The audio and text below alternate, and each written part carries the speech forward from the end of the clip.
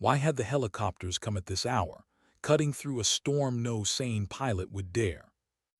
Morgan Sullivan's eyes snapped open, heart hammering, the taste of Damascus still clinging to her tongue like blood. 3 years and the same nightmare hunted her.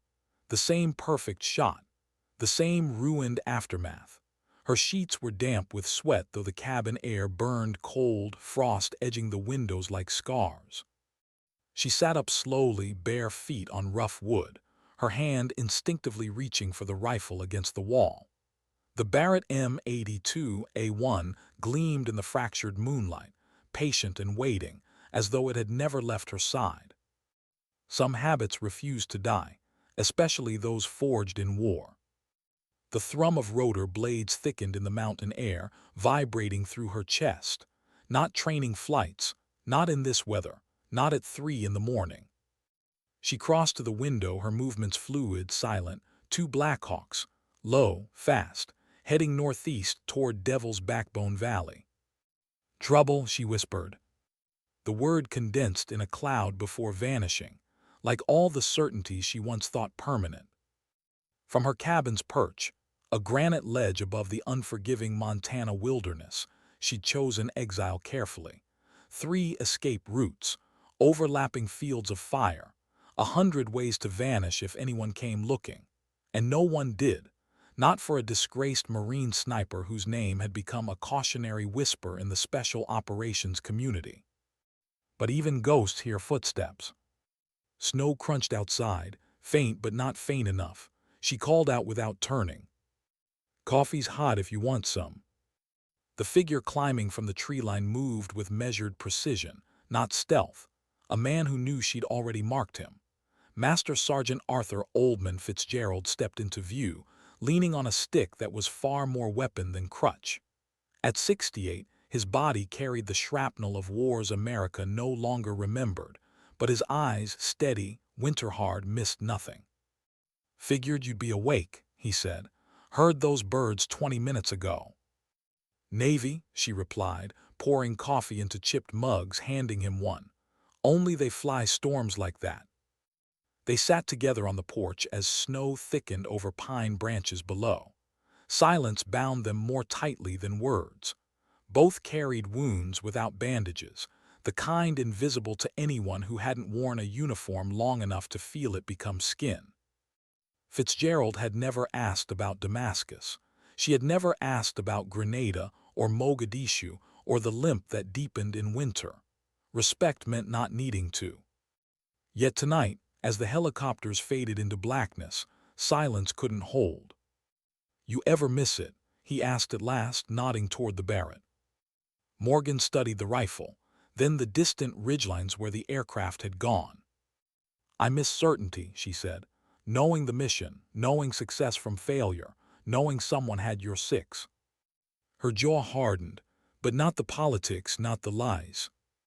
Fitzgerald only sipped. He didn't need more. He'd known too many truths wrapped in flags. "You've been here 3 years, Morgan. Same drills, same maps, same patterns, preparing for something, or maybe just stuck. And what would you call living?" she shot back, sharper than she intended.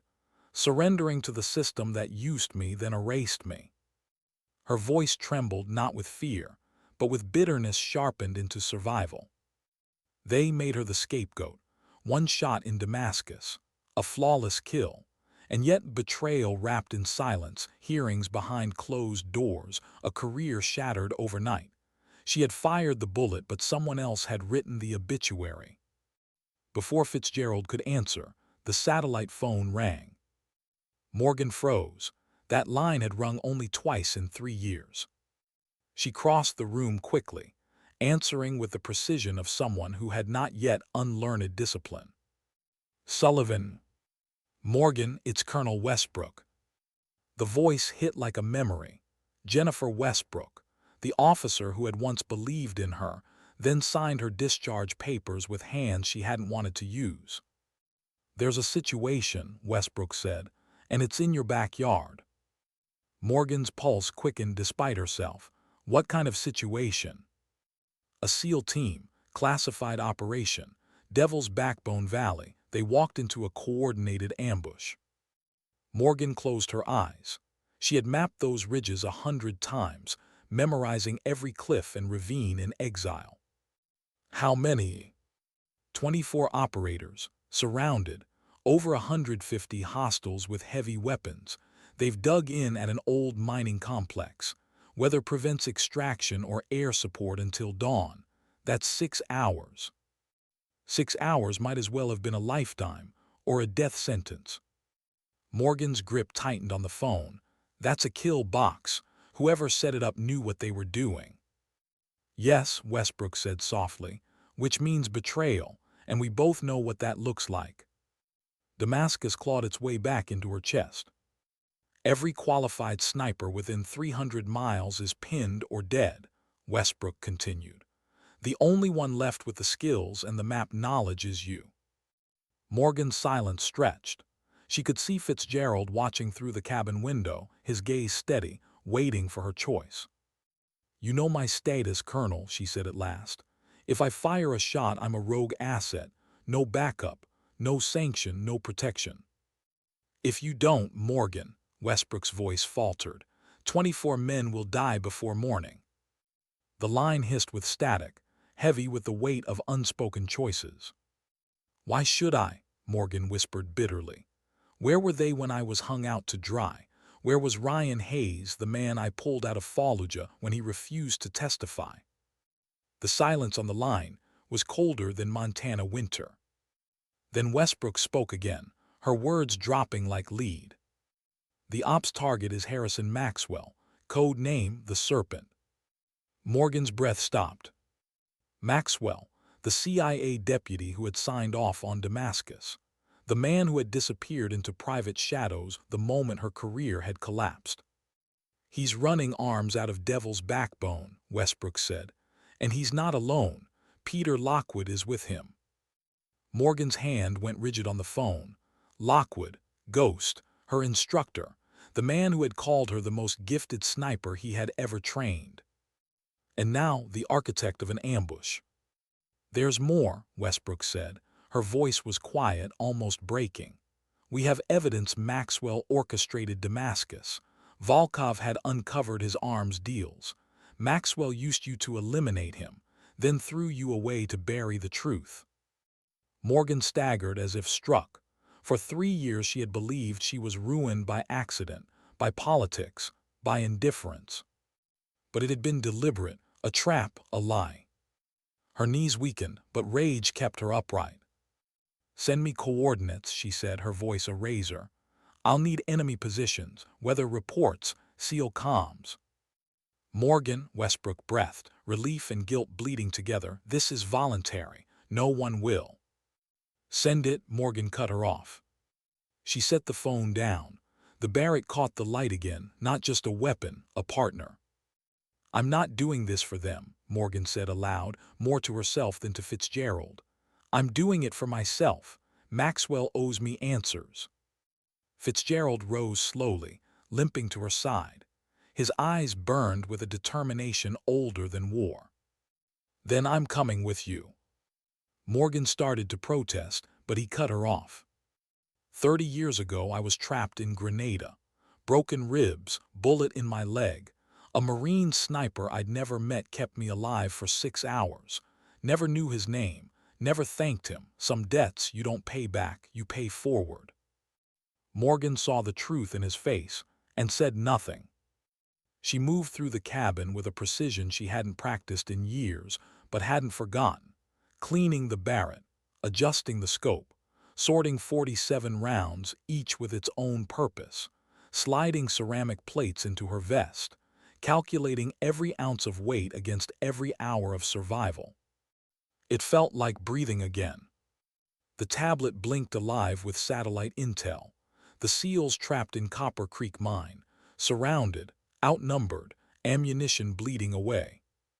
Against them Maxwell's private army, former Spetsnaz SAS GSG-9, and Lockwood, always Lockwood. Morgan's jaw tightened. He would know her. He would recognize her rhythm, her distances, her style. He had written half her playbook.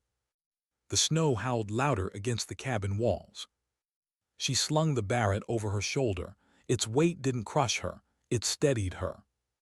"Sometimes," she murmured, voice low, eyes on the valley where 24 men waited for death, "you don't find purpose. Sometimes it finds you." Fitzgerald only nodded, checking his .45. The old ranger and the fallen sniper stepped into the storm. And somewhere, deep in Devil's Backbone, 24 SEALs prepared to die.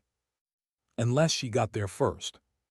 What did it feel like to know the end was coming, and still fight anyway? Lieutenant Commander Jason "Razor" Peterson pressed his back against the crumbling concrete of the mining complex wall.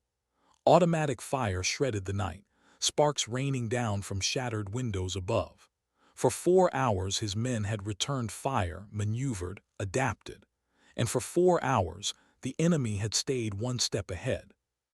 "Razor, this is Hammer," came the calm voice of Chief Petty Officer Sam Clark, his senior enlisted. "Alpha's down to 60% ammo. We've got 2 critical casualties. They won't last another hour without evac." Peterson closed his eyes. He had led operations in 7 countries, seen friends bleed in dust, in snow, in jungles, but never had the math been so simple, so stacked. The kill zone was perfect. Too perfect. Interlocking fields of fire, mortars calibrated on their fallback points, enemy forces moving with discipline that smelled of training, not chance. Whoever set this trap knew exactly how SEALs fought. "Consolidate with Bravo," Peterson ordered. "We shrink the perimeter, we buy more time." He glanced toward the medic crouched in the corner. Doc Porter's hands were already crimson, pressing futilely against shrapnel wounds that refused to clot. Jake Frost Mitchell, their best shot, lay pale against the wall, 27 years old, still joking about home last night, now breath shallow, eyes unfocused. Peterson felt the weight in his gut. Not just one man, a brother. "Razor," the voice came low, almost broken. It was Ian Palmer, the youngest of them, pressed against a pillar as rounds tore the air. "We're in a kill box. They're walking us down." Peterson didn't answer, didn't need to. The boy was right. Above them, on a frozen ridgeline, Peter Ghost Lockwood lowered his binoculars. Snow crusted his hood, his eyes cold, detached. "All elements, this is Overwatch," he said evenly into his radio. "SEALs consolidating to Building 2. Maintain fire. No advance until I give word." The battlefield was a chessboard, and every move, every retreat, every desperate shuffle had been predicted months ago. He had built the box. Now he would close it. Lockwood's gaze drifted east toward the mountains. A sound in the distance, faint, thunder rolling where thunder should not be. He frowned. Recognition flickered. A Barrett, at impossible range. He knew instantly. Only one person could have made that shot. His finest student, the ghost the Corps had erased. Morgan Sullivan was here. He didn't tell his men yet. Let them hunt shadows. He would know when her crosshairs found him. Morgan's boots carved into granite, her body pressed against a near-vertical incline, the wind howling icy knives across her face. Each breath burned. The Barrett shifted on her back with every movement, threatening to pull her off balance, but she moved with the muscle memory of years. Beside her, Fitzgerald climbed slower but steady. Age hadn't dulled his efficiency, only stripped it to essentials. "You sure you're ready for this?" he asked between breaths. "No," Morgan said honestly, "but neither are they."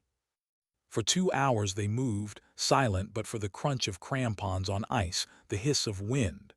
The storm had thickened, snow falling in veils that blurred the ridgelines. Perfect cover, perfect danger. The radio crackled faintly, whispers carried from the valley below. Desperate American voices. Ammo counts dropping. Calls for medevac denied. Young men bleeding out in a place no one should die. Fitzgerald glanced at her. "You hear it." "I hear it." And she pressed harder into the climb. In the mining complex, Peterson's men clung to corners. Every move met with precise bursts of fire from ridges above. "Razor, this is signal," their comms man shouted over the din. "Intercepted enemy chatter. They're speaking English, using our own protocols." Peterson swore under his breath. "Not irregulars, professionals, trained, bought." Any station, this is SEAL Team 7, he called into the emergency band. "We are surrounded at Devil's Backbone Valley. Coordinates transmitting. Immediate assistance required." Static answered, then silence. The youngest Palmer looked at him with wide eyes. "Sir, what if nobody's coming?" Peterson set a hand on the kid's shoulder. He wanted to tell him a lie. Instead, he told the truth. "Then we go down swinging."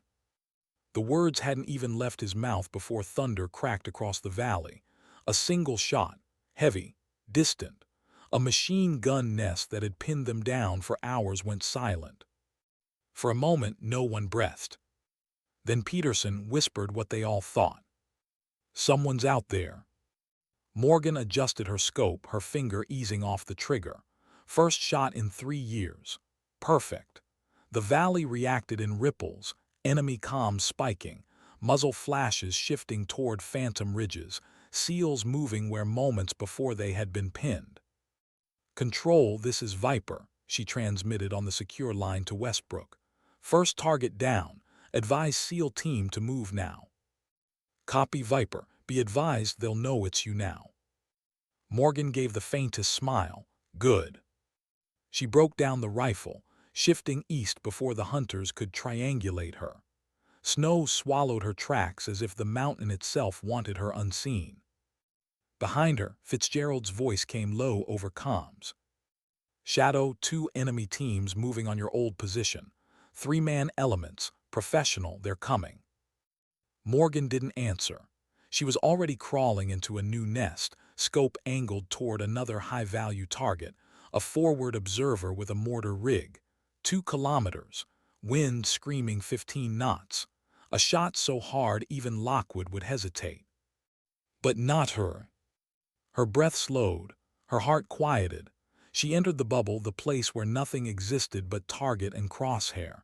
She squeezed. The Barrett roared, the forward observer collapsed, the mortars died with him. In the valley, Peterson saw it. He didn't believe in angels, but this was close enough. "Move," he barked. "Alpha North, Bravo cover." The SEALs broke from the building, dragging their wounded, sprinting through snow under a sky lit with muzzle flashes. Enemy fire adjusted, but slower now, distracted, thrown off balance. Peterson didn't know who the sniper was, but he knew one thing: they weren't alone anymore. On Ridgeline Alpha, Lockwood's jaw tightened as he tracked the impossible shot through binoculars. "She's here," he muttered. "Who?" asked one of his lieutenants. Lockwood didn't answer, he just keyed the mic. "All elements shift priority to counter-sniper. Hunter, 15 minutes, I want her found." For the first time that night, a flicker of unease touched his chest. He knew Sullivan, knew her habits, her choices, her instincts. And he knew she would not stop. Snow thickened, darkness pressed. The valley became a chessboard of ghosts and shadows. Morgan slid deeper into the mountain forest, rifle slung, pistol ready, the storm cloaking her heat signature but making every step a test of balance.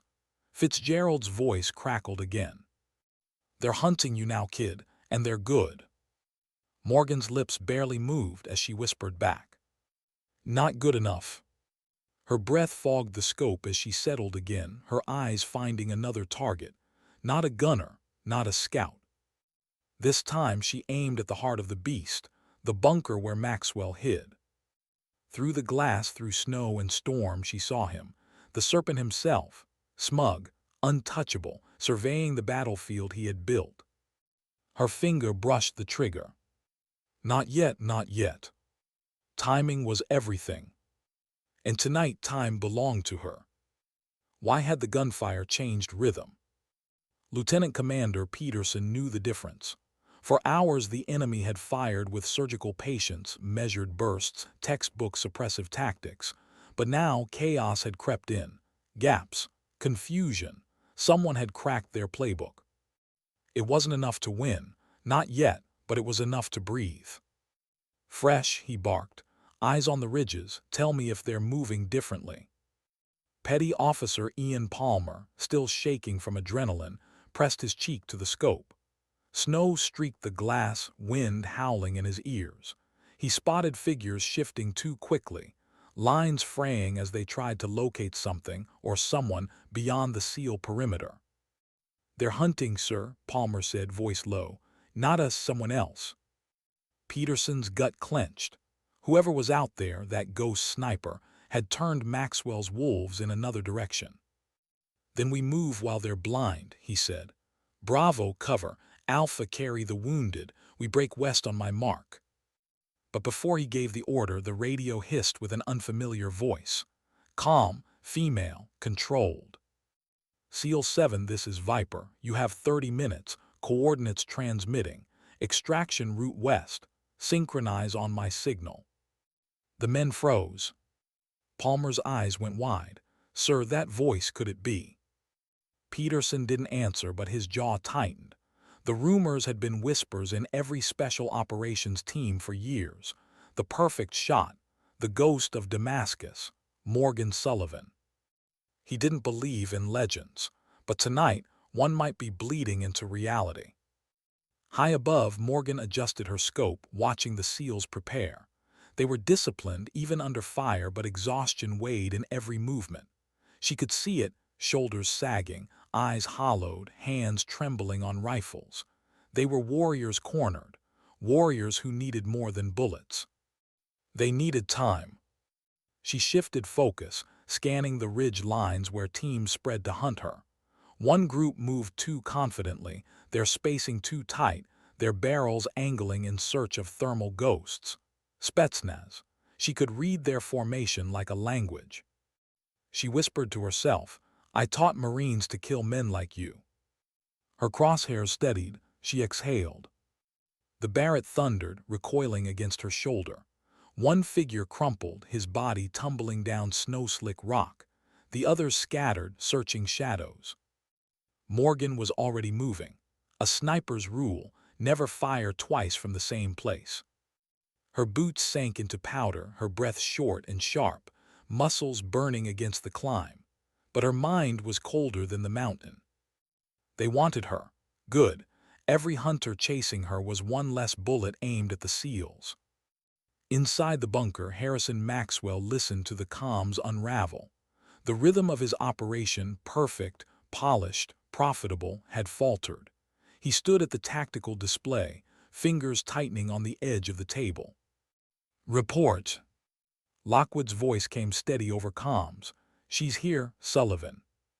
Maxwell's mouth curved in a thin smile. "The ghost herself." "She's eliminating force multipliers," Lockwood continued. "Machine guns, mortar observers. She knows exactly where to hurt us." "Then make it personal," Maxwell said. His voice dripped contempt. "Broadcast all frequencies, she'll hear me." A moment later, the radios across the valley crackled. "Morgan Sullivan," Maxwell's voice carried like poison, smooth, mocking. "This is Harrison Maxwell. I believe Damascus still keeps you awake at night. It should. You were never more than a pawn, a tool. You did exactly what I needed and then I broke you. Do you understand now?" Morgan froze in the snow, the words slicing deeper than wind. "You were expendable," Maxwell continued. "A junior Marine no one would miss. And yet here you are, still fighting for men who would never fight for you. Tell me, Morgan, why die for them? Why not walk away?" Morgan's finger brushed the transmit button. She knew the risk, any word from her could be tracked, but rage blurred caution. Her voice came low, steady. "Here's my counteroffer, Maxwell. Surrender, release the SEALs, and maybe I'll let you live long enough to see a courtroom." Maxwell's laughter filled the airwaves, cold, confident. "Do you really believe in justice? Do you really believe your corps, your flag, your country ever cared? They buried you once. They'll do it again." His tone sharpened. 15 hunters are coming for you, Morgan, trained, paid, no rules. And when they drag your body out of the snow, I'll be waiting to watch the light leave your eyes." The transmission cut. For a long moment, only the storm remained. Morgan breathed hard, every muscle tense. Fitzgerald's voice broke through the silence. "Shadow, he's baiting you, don't let him." "I'm not," Morgan whispered. "I'm baiting him." On the ridgeline, Lockwood listened to the same transmission, his expression unreadable. Maxwell's venom rang hollow to him. He knew Sullivan. He had trained her, shaped her. She wouldn't break to words. But something in his chest twisted when he thought of her out there, freezing, alone, hunted by men he had armed. He crushed the thought. This was business, and business demanded loyalty to the man who paid. "All units," Lockwood said into comms, his voice colder than the snow, "tighten the net. Sullivan is priority one." In the mining yard, Peterson barked orders as his men prepared their wounded. Clark carried Mitchell slung between two others, the medic pressing bandages that no longer held. "How long?" Clark asked. Peterson glanced at his watch. 15 minutes, then we move." "On whose word, sir?" Peterson looked at the snow-choked ridges. "On hers." Palmer shifted uncomfortably. "Sir, with respect, why would she help us, after what happened, after what we did to her?" Peterson didn't flinch. "Because not everyone forgets who they are, even when the world tries to erase them." The words hung heavy, like a prayer in a battlefield church. Morgan reached the cave she'd marked months ago, her boots crunching into its frozen entrance. Darkness swallowed her, hiding her heat signature from drones and optics. Perfect concealment. She set the Barrett down, cleaning the lens with a careful hand. Her arm ached, scar tissue flaring in cold, but her focus narrowed. Through the scope across nearly 2 kilometers of storm she saw it, the bunker, reinforced concrete, guard posts, figures moving in and out. Then him. Harrison Maxwell, stepping out into the snow, surveying the battlefield like a king on his balcony. Morgan's breath slowed. Her heart eased into sniper rhythm. She steadied the crosshairs on his chest. This was the shot, the end of it all. The man who had destroyed her life in Damascus, standing in her glass. Her finger tightened. But then she stopped. Not yet. Killing him now would end her vengeance, but it wouldn't save the SEALs. Timing mattered more than fury. She whispered to herself, not the impressive shot, the right shot. She shifted her aim, waited, breathed. Because when the moment came, it would not be about revenge. It would be about redemption. Lockwood's binoculars swept the ridges. His men searched in disciplined sweeps, but he knew better. She would be close, but not obvious. Concealed, but with sightlines to the heart of the battlefield. His chest tightened with an old memory. Her at Quantico, a young Marine with fire in her eyes, outshooting veterans, breaking records he thought unbreakable. And now that same fire was aimed at him. "Hello, Morgan," he whispered into the storm, though she could not hear him. "It's been a long time." The wind screamed. The valley shuddered with gunfire. And in the cave, Morgan's finger settled once more on the trigger, her crosshairs waiting for the serpent to step into place. The storm, the hunters, the SEALs, the lies of Damascus, everything funneled toward this moment. The only question left was whether her bullet would bring salvation. Or damnation. Why did silence feel louder than gunfire? In the cave, Morgan's breathing echoed against stone, her body coiled in shadows. She should have felt steady, rifle braced, scope aligned, crosshairs resting where Harrison Maxwell stood like a serpent basking in false control. But the silence pressed into her chest like a hand. Her finger twitched against the trigger. It would be so easy. One pull and the man who orchestrated Damascus, who stripped her identity and smeared her name, would be gone. A ghost given flesh. A wrong undone. And yet she didn't. Because it wasn't enough, not yet. If she fired, the SEALs would still be trapped. The hunters would still close in. Maxwell's death would mean justice for her, but nothing for them. Her eyes flicked to movement near him. Lockwood. The mentor. The man who had taught her to shoot between heartbeats, to read wind by the breath of trees, to vanish in terrain others called impossible. Once he'd told her she was the best he'd ever trained. Now his eyes swept the ridgelines like a wolf seeking its wayward offspring. Morgan lowered the rifle, slowly. This wasn't the moment. She began breaking the weapon down, tucking it against her pack. Her instincts screamed. The silence wasn't safety. It was a trap breathing closer. Her hand slid to her sidearm. That was when she heard it, the faintest crunch of snow at the cave's edge. Deliberate, careful, patient. She raised her pistol, whispering to herself, "You always did know where I'd hide, didn't you?" A voice came back, low, steady, unmistakable. "Yes, because I taught you." In the valley below, Peterson and his SEALs braced for movement. The ghost sniper's voice had promised 30 minutes. By his count, they had 5 left. "Bravo ready," Clark whispered. Peterson checked his watch, then the ridge above. "Wait for it." His men shifted uneasily, wounded groaning under makeshift stretchers. Palmer looked pale but fierce, his rifle steady. "Sir," he muttered, "what if she doesn't?" Before the sentence finished, thunder cracked again. A distant shot. An enemy gun emplacement blew apart in a spray of fire and snow. Peterson didn't hesitate. "Move west, go." The SEALs surged into motion, carrying their wounded, firing cover bursts, racing across open snow that should have been certain death. But every enemy who exposed themselves on the ridge died seconds later, torn down by an unseen hand. "Someone's writing our survival in blood," Clark muttered as he dragged Mitchell. Peterson didn't answer. He just whispered under his breath, "Thank you, whoever you are."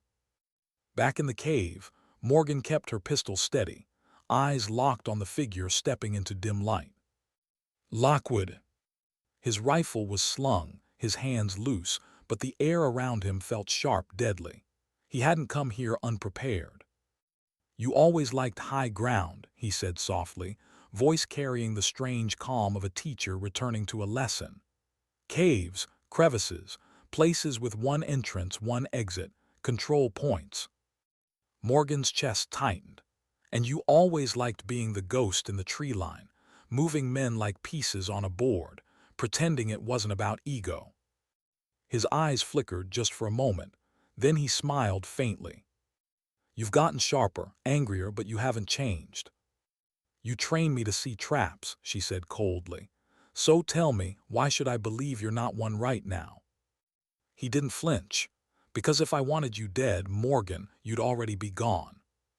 Her pistol didn't lower, but her breathing hitched, the weight of old memory dragging against the present. She remembered his hand steadying her first long-range shot, his voice telling her to trust herself, not the numbers. "Why?" she demanded. "Why turn? Why Maxwell? Why all of this?" Lockwood's expression hardened. "Because the system we bled for isn't real. It's a machine chewing up kids like you, like me. Maxwell pays for loyalty. The flag only pays in funerals." His voice softened. "I don't want to kill you. Walk away. Let this be the fight of ghosts and profiteers. You deserve more than dying in this valley." Morgan's grip on her pistol tightened until her knuckles whitened. "You betrayed the men down there. You betrayed me. You think walking away redeems anything." For the first time, his mask cracked. Regret flickered across his features. "I never betrayed you, Morgan. You were always the best part of this. That's why I don't want to watch you die here." Her breath shook. For a heartbeat, she saw not the mercenary but the mentor, not the enemy but the man who once believed in her more than anyone. But then the comms crackled, Maxwell's voice barking orders. "Lockwood, report. Where is she? Why isn't she dead yet?" The spell shattered. Morgan's eyes hardened. "You made your choice." Lockwood's face stilled. For a long moment neither moved. 2 pistols, 2 ghosts of the same war. Then slowly, deliberately, Lockwood lowered his weapon. "Next time," he said, and vanished back into the storm. Morgan's chest heaved. Her pistol trembled before she forced it still. Fitzgerald's voice came through the comms. "Shadow, you good." She swallowed hard. "Define good." In the valley, Peterson's men stumbled into a narrow defile, moving west toward the extraction route Sullivan had transmitted. Snow whipped their faces raw, their boots sinking in drifts that seemed to grab like hands. "Keep pushing," Peterson barked. 5 more minutes." Gunfire flared behind them, enemy forces realizing too late the SEALs had slipped the box. Tracers cut through the snow, but more hunters were dying under invisible fire. "Razor," Clark shouted, "we owe that sniper everything tonight." Peterson didn't disagree, but in his gut he wondered what debt would come with that salvation. Maxwell slammed a fist against the table as updates poured in. "She's tearing my lines apart.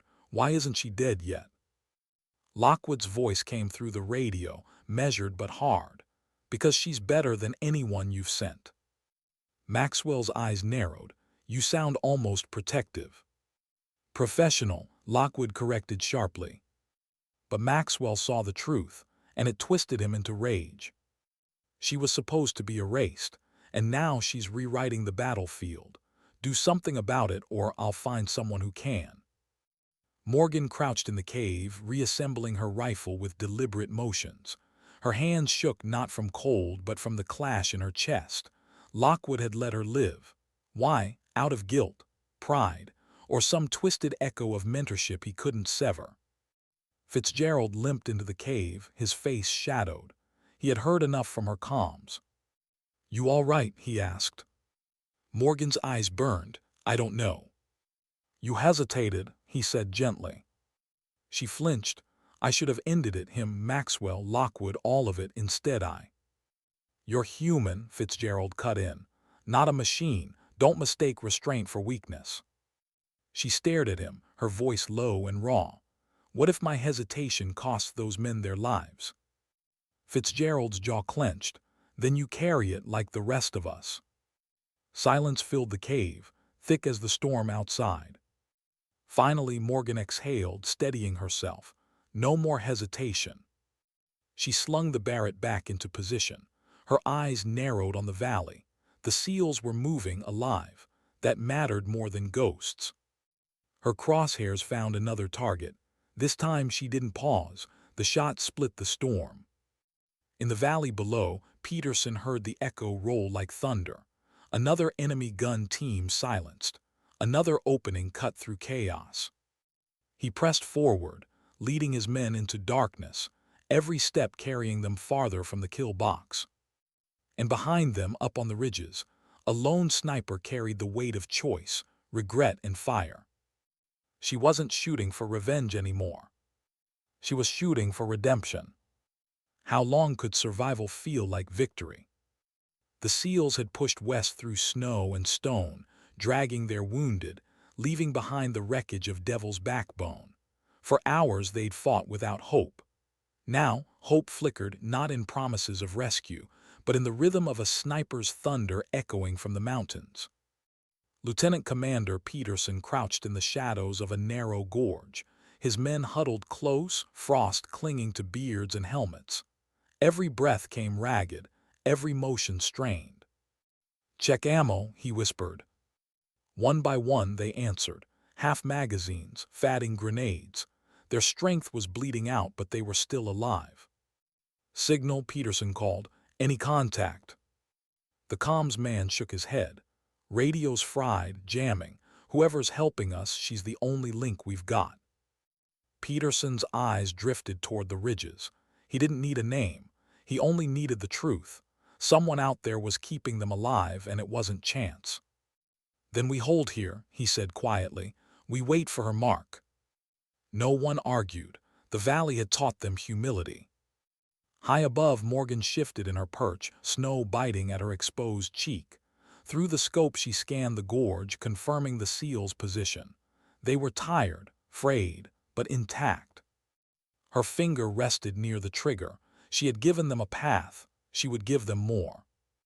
But the mountain was shifting. She could feel it. Maxwell was no fool. He wouldn't let prey escape so easily. Her comms cracked with Fitzgerald's gravel voice. Shadow, multiple signals inbound, drone sweeps, infrared, they're tightening. Morgan's chest tightened, Maxwell's counterpunch. She adjusted her scope and froze. Lockwood. Half a kilometer away, moving along a parallel ridge, his rifle already searching. His eyes were steady, sweeping, calculating. The duel she had feared was here. Inside his hood, Lockwood's breath came slow, deliberate. He knew she was out there, his former student, his shadow. He didn't need confirmation, he could feel her presence. A hunter knew when another hunter watched. His crosshairs lingered on a likely nest. The angle, the timing, the shot, but something inside him paused. Killing her wasn't like killing anyone else. And that hesitation burned in him. In the gorge, Peterson heard it first, the hum. Low, insect-like, growing louder. He lifted his eyes to see the faint lights of drones cutting through snow, their sensors sweeping the narrow canyon. Cover, he barked. But it was too late. The gorge lit with gunfire as enemy mortars screamed down, exploding in fire and stone. The SEALs dove for what little cover they had, bodies colliding in the scramble. Shards of rock sliced the air, flames igniting snow. Casualty, Clark shouted, dragging Palmer, blood streaking down his face. Peterson's stomach sank. They were pinned again. The gorge had become another kill box. And above, somewhere unseen, the sniper who had saved them before, she was their only hope now. Morgan's teeth clenched as explosions thundered below. Through her scope she saw the drones circling, their eyes like cold stars. Maxwell was flushing the SEALs into the open. Her gaze shifted to Lockwood, still scanning, still hunting her. Every instinct screamed, shoot him now, take the duel, eliminate the rival. But below, the SEALs were breaking. Her finger hovered on the trigger. One path meant vengeance, the other meant salvation. She whispered to herself, not my pride, their lives. Her crosshairs swung to the drones. One by one she squeezed. Metal birds dropped from the sky, fire streaking into snow. In the gorge, Peterson saw it, drones falling like broken angels. He felt the shift ripple through his men. For the first time that night, someone laughed. It was bitter, cracked, but real. Whoever she is, Clark muttered, she's ours now. On the opposite ridge, Lockwood's jaw tightened. He watched her shots through his binoculars, flawless, efficient. But she hadn't taken him. He almost smiled. Still disciplined, he whispered, still better than me. Yet the moment passed. His radio hissed with Maxwell's fury. Lockwood, she's killing my drones, find her. Lockwood lowered the binoculars, snow cutting into his face. For a heartbeat he thought of disobeying, letting her finish this. But debts to men like Maxwell weren't easily broken. Understood, he said flatly, and turned his rifle toward where he knew she must be. In the bunker, Maxwell paced like a caged predator, veins bulging at his temples. She's ruining everything, he snarled. One sniper is undoing 100 men. An aide stammered, sir, perhaps we should pull back. Maxwell's fist cracked across his jaw, blood sprayed. No retreat, he hissed, not while she breathes. He leaned close to the comms, his voice venom. Lockwood, end her, now, or I'll put a bullet in you myself. In the gorge, Peterson dragged Palmer behind shattered stone. The kid's face was pale, blood matting his hair. Stay with me, Marine, Peterson muttered, gripping his hand. Stay with me. Palmer's eyes fluttered. He whispered, was she real, sir, the sniper, or just something we made up to feel less alone? Peterson swallowed hard. She's real, and she's not done yet. He looked up at the ridges. Come on, whoever you are, don't let us die here.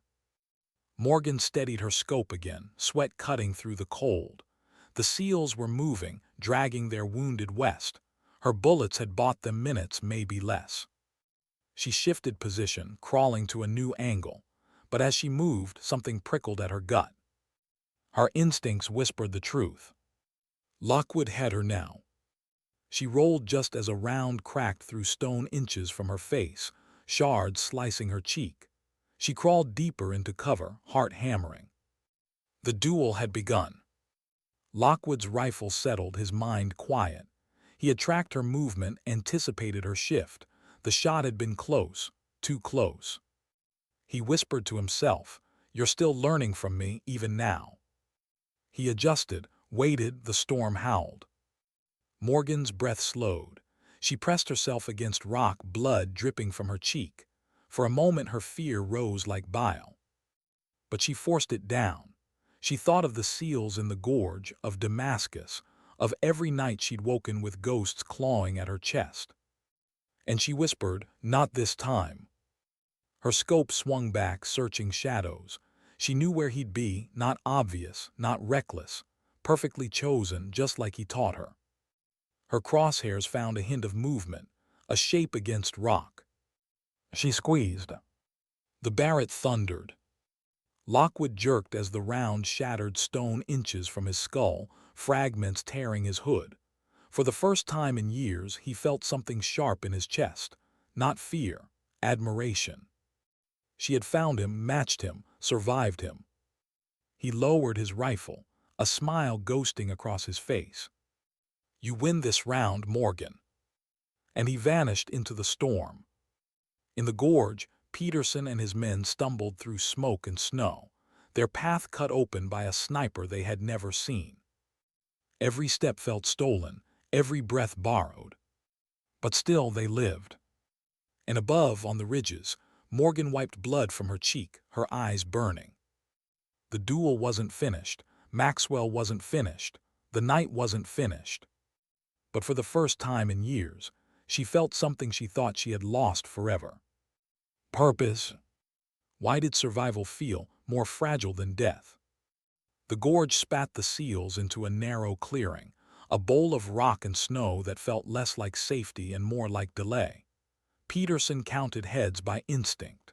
17 still moving, 4 down but breathing, 3 zipped into ponchos, faces he would carry forever.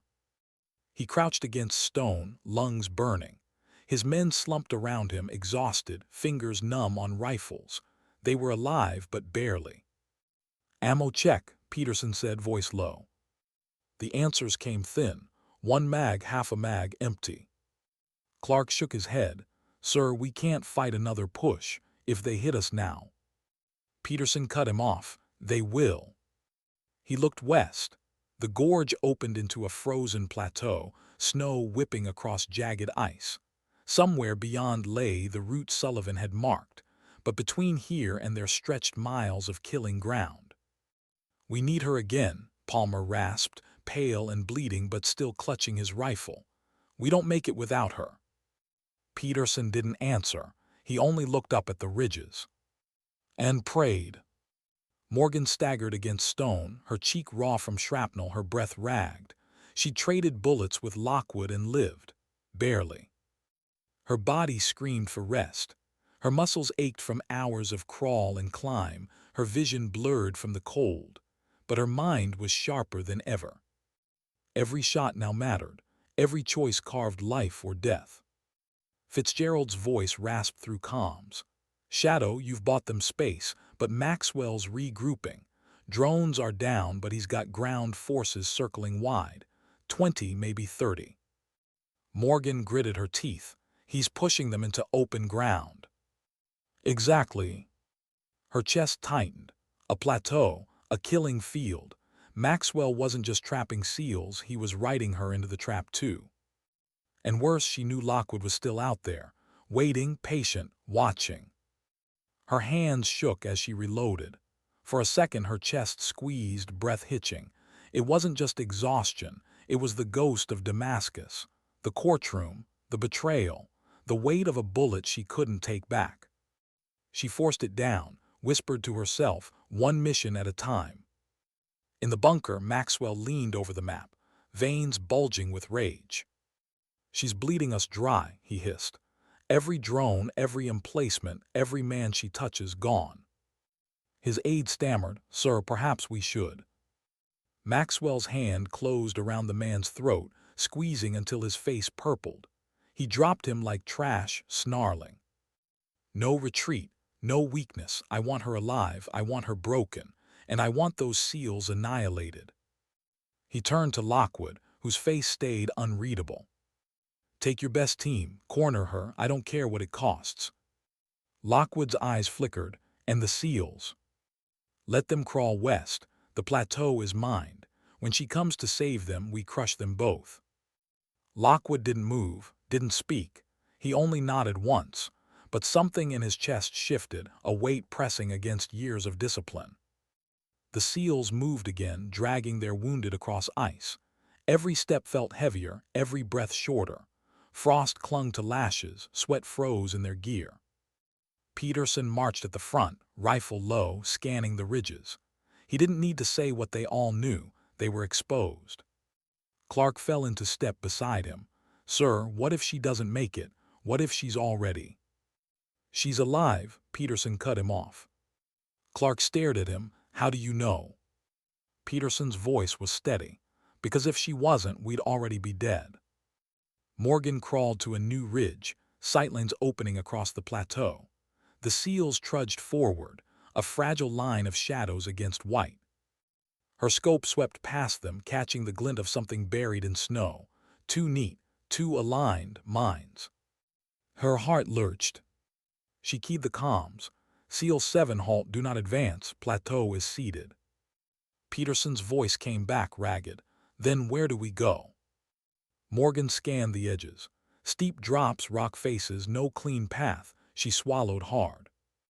You'll have to thread it, follow my marks, I'll clear the path. There was a pause, then Peterson's voice softer. Who are you? Morgan hesitated. Her finger hovered on the transmit. For years she had been a ghost, erased, silenced. But these men deserved more than shadows. She whispered, Sullivan. The comms went silent. Then Clark's voice broke through, disbelief and awe in one. Damascus, Sullivan. Peterson cut in firm. Then we follow her. On the opposite ridge, Lockwood's scope tracked her. He heard the transmission, heard her name spoken aloud. His chest tightened. She had stepped out of shadow, declared herself. He lowered his rifle. For a long moment, he simply listened to the storm. Then he whispered, You finally stopped hiding. And he moved his team forward. Morgan marked targets across the plateau, her shots echoing like thunderclaps. One by one, enemy squads fell.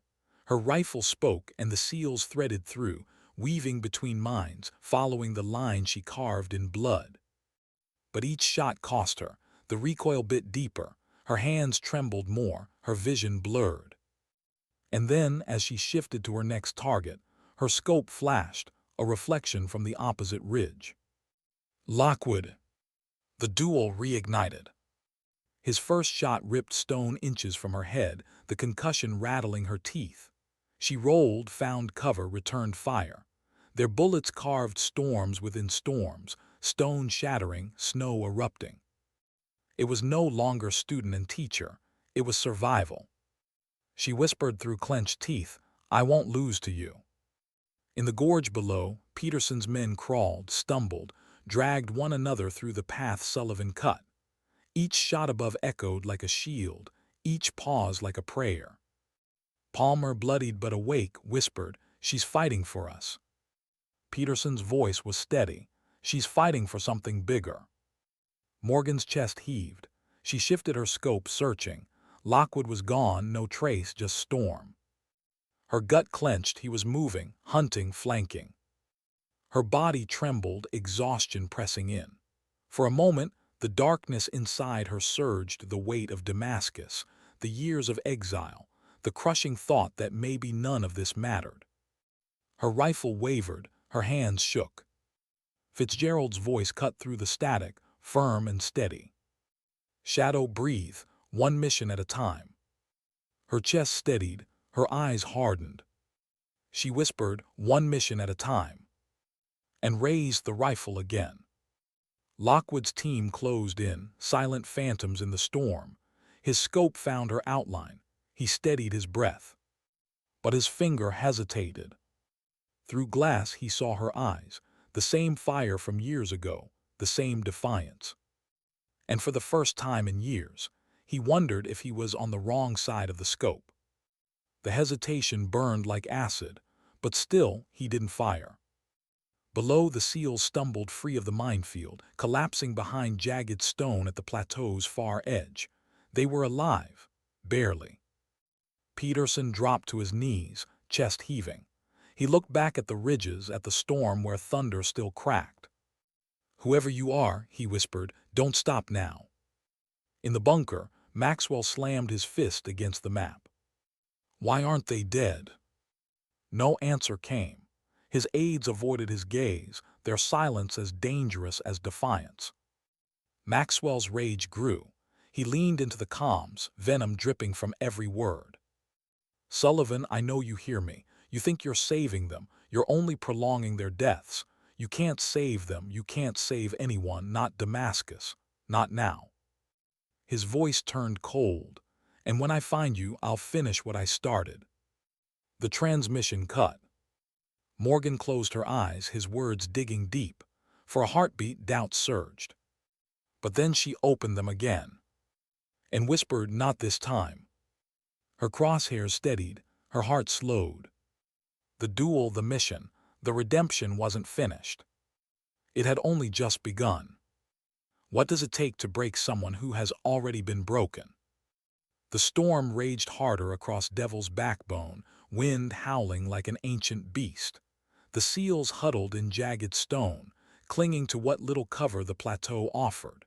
They had made it through the minefield, but they were spent bodies trembling from cold and shock, magazines scraped nearly dry.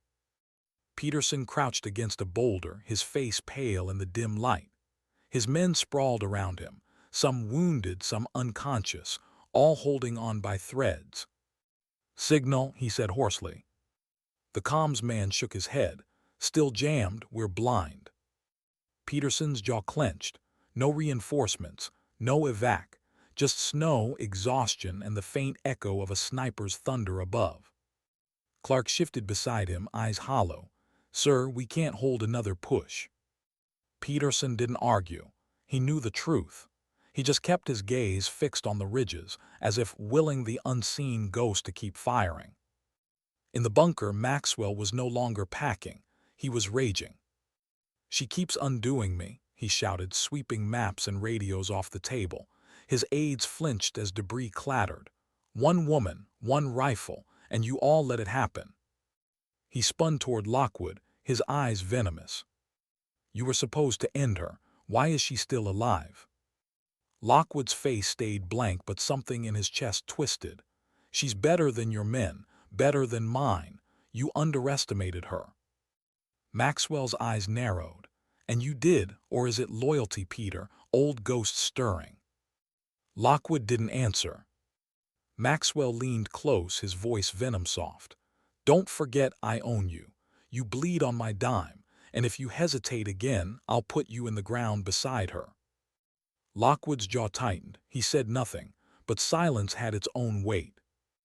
On the ridgeline, Morgan adjusted her scope, heart pounding. She'd heard Maxwell's broadcast, felt his words claw at old wounds.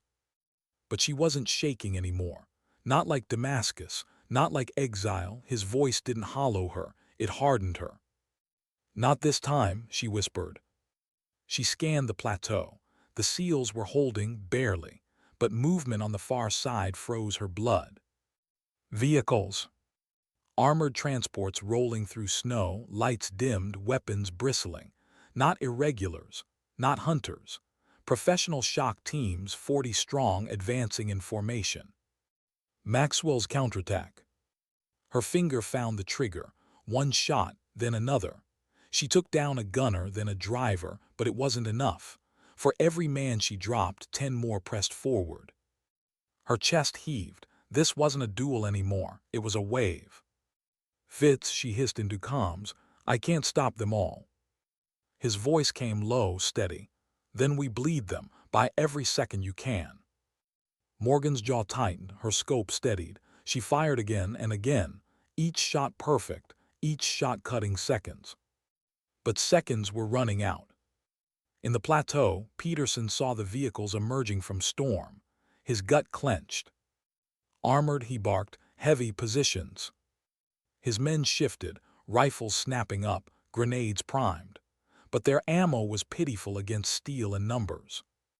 Clark spat blood. "Sir, we won't hold this." Peterson met his eyes. "We don't have to, we just have to hold long enough."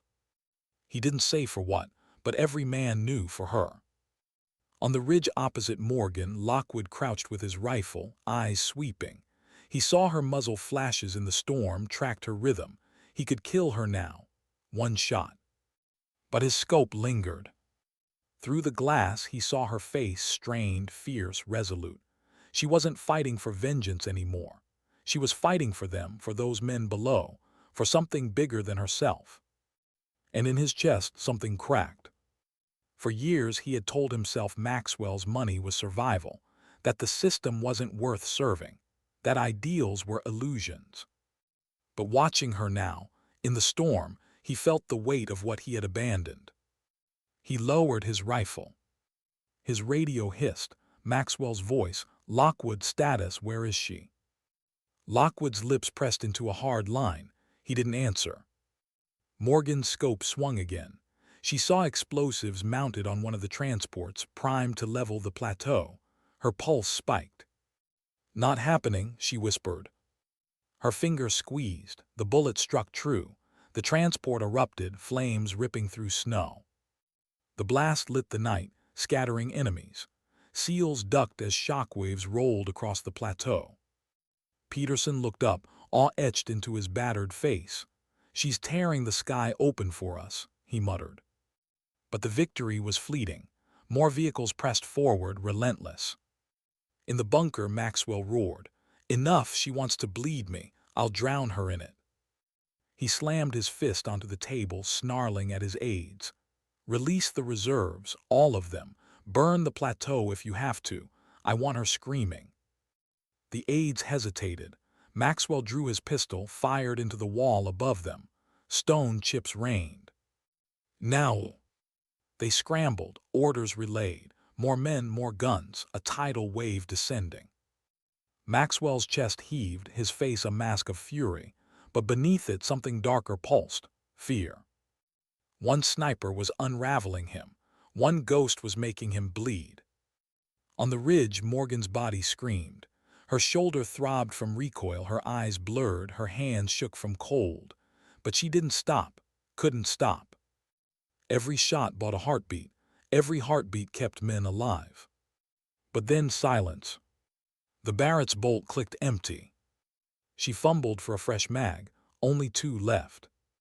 Her breath hitched, 2 mags against an army. Fitzgerald's voice crackled, strained.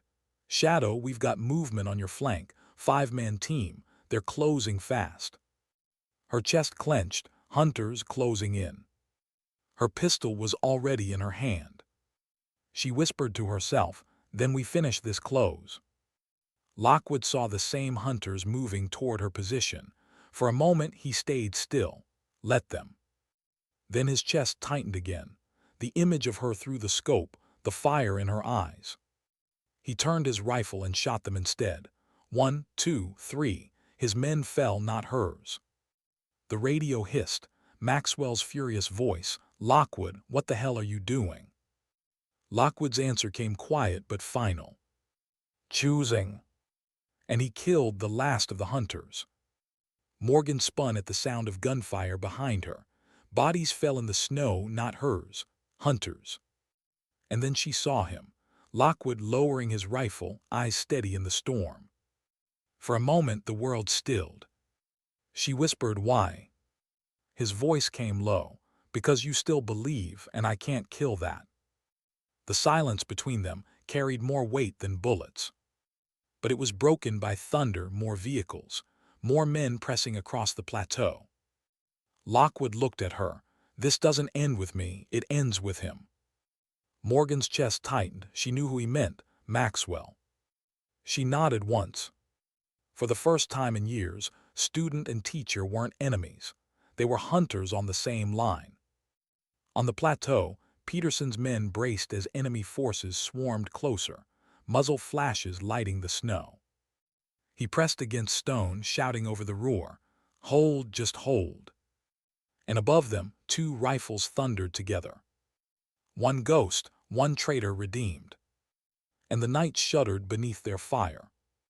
What does it mean to survive, if survival cost your soul? Snow whipped sideways across Devil's Backbone, a storm of white fire swallowing the night. The plateau roared with gunfire, men shouting, explosions tearing stone and ice. The SEALs clung to the edge of survival, their weapons nearly dry, their strength running out. Above them, two rifles spoke from the ridges. Morgan Sullivan's thunder, Peter Lockwood's steady crack. Student and teacher, once divided, now bound by the fire they unleashed together. Peterson pressed against rock, dragging a wounded man closer, his voice hoarse as he shouted over the storm. "They're still holding for us. Every shot for us." Clark fired his last rounds, then pulled a knife, jaw set. "Then we make it mean something." The men roared back, not victory, not defiance, just survival, a sound stripped raw by truth. In the bunker, Maxwell stared at the chaos unfolding on the screens. Explosions bloomed where his transports had been, squads shredded before they reached the plateau. Two snipers, just two. And yet they had turned his perfect ambush into a bleeding wound. His face twisted, veins bulging. "Enough," he bellowed. "Burn them, bring the heavy guns." His aide stammered, "Sir, our reserves are." Maxwell shot him point blank, the sound deafening in the concrete chamber. Smoke curled from the pistol as the man crumpled. "Then I'll do it myself," Maxwell hissed. He grabbed a rifle, shouldered it, and strode toward the storm. On the ridge, Morgan reloaded her last magazine, breath trembling. Her cheek burned from shrapnel, her body screamed from exhaustion, but her eyes were clear. Lockwood crouched beside her, blood seeping from a wound in his side. He was pale, but his hands were steady. "You always did wait until the last bullet," he muttered. She glanced at him. "And you always told me timing was everything." For a moment, teacher and student shared something like a smile. Then the storm howled again, and they returned to their scopes. More enemies poured through the snow, relentless. But each shot from Morgan and Lockwood cut them down. Every second they lived was another second the SEALs survived. But the tide was endless. Lockwood coughed, blood flecking his lips. "He's coming." Morgan didn't ask who, she knew. Maxwell emerged from the storm like a beast in human skin, his rifle slung, his eyes burning. Around him, the remnants of his men formed a wedge, pushing through fire toward the plateau. He shouted across the storm, voice booming. "Morgan, do you hear me? I built this battlefield. Every death here belongs to me." His words carried, reaching her ears on the ridge. She pressed her cheek to the rifle stock, crosshairs hovering over his chest. This was it, the shot she had waited 3 years to take. She exhaled, finger tightened. But then Lockwood's voice came low, steady. "Wait." Her jaw clenched. "Why?" "Because you're not killing him for you, not anymore. You're killing him for them, make it count." Her eyes flicked to the SEALs below, broken but still breathing. To the men she had promised, in silence, not to abandon. She steadied, breathed, waited. Maxwell stepped closer, lifting his arms like a prophet before his congregation. "See," he roared. "Your heroes crawl, your country abandoned them, just like it abandoned you." Morgan's finger squeezed. The Barrett thundered. Maxwell staggered, the bullet tearing through his chest, his voice cutting into silence. He crumpled into the snow, arms spread, eyes wide in disbelief. The serpent was dead. For a moment the battlefield stilled. Enemy fire faltered, men hesitating, leaderless. The storm itself seemed to pause. Then the SEALs surged, firing their last rounds, knives drawn, rage carrying them forward. The remnants of Maxwell's army broke, scattered into snow, retreating into darkness. The plateau fell quiet but for wind and the ragged breaths of survivors. Morgan lowered her rifle, her body shaking. For 3 years she had carried Damascus like a stone in her chest. Tonight the weight shifted, not gone, never gone, but lighter. Beside her, Lockwood slumped against rock, blood soaking his jacket. His eyes met hers, steady even as his strength ebbed. "You were always the best shot I ever trained," he rasped. Tears burned Morgan's eyes. "Then why?" His lips curved faintly. "Because I forgot what we were fighting for. You reminded me." She grabbed his hand, gripping tight. "Don't you die on me now." But he only shook his head, eyes drifting shut. "Every teacher hopes the student surpasses them. You did." His chest stilled. His hand went slack in hers. Morgan bowed her head, snow falling into her hair, grief pressing into her ribs. For a long moment she didn't move. Couldn't. Then she whispered, "Thank you." On the plateau, Peterson's men huddled, exhausted, bloodied but alive. 17 left, out of 24. He looked up at the ridge, snow swirling, searching for the figure who had carried them through hell. And then he saw her. Morgan emerged from the storm, Barrett slung across her back, face pale but steady. She limped down the slope, every step heavy but unbroken. The SEAL stared in silence as she approached. Peterson rose slowly, blood streaking his face. He extended a hand. "Whoever you are," he said hoarsely, "we don't forget tonight." Morgan's eyes softened. She didn't take his hand. Instead, she simply nodded. "This wasn't for me," she said quietly. "It was for them." Her gaze drifted across the survivors, across the wounded, across the dead. She turned, looking back toward the storm where Lockwood's body lay. Her voice broke soft, almost lost in wind. "And for those we couldn't save." Hours later, dawn broke over Devil's Backbone.